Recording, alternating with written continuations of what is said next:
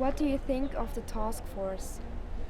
Well, I think as a concept, it's a very good concept. Every government should have a scientific body to advise. On the other hand, the quality has to be seen. I personally have some time to follow the COVID-19 task force because I see that some of their policy briefs are one-sided, so they just take the evidence that support their own views and ignoring all the other evidence that does not support their view.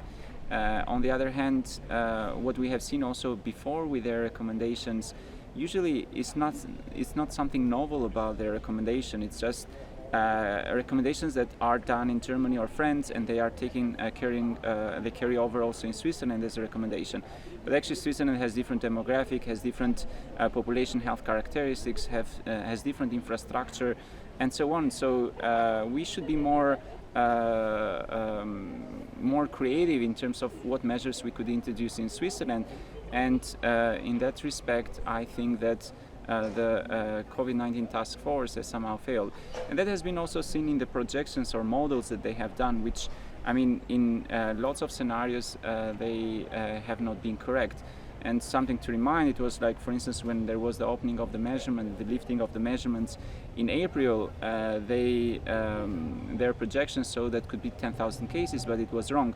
And actually there is also something that I have faced personally with communications with them, is that they don't take the feedback positively, and the critic as well.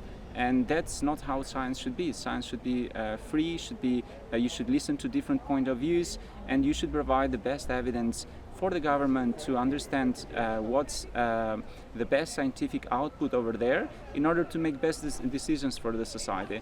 And I think there is need for improvement. And also another remark I have for the task force is with regard to the tone of communication. It's very often very aggressive, very expressing lots of fear, exaggerating sometimes the effects. And I think public health is about positivity, empowering people, informing people, and that's something for improvement.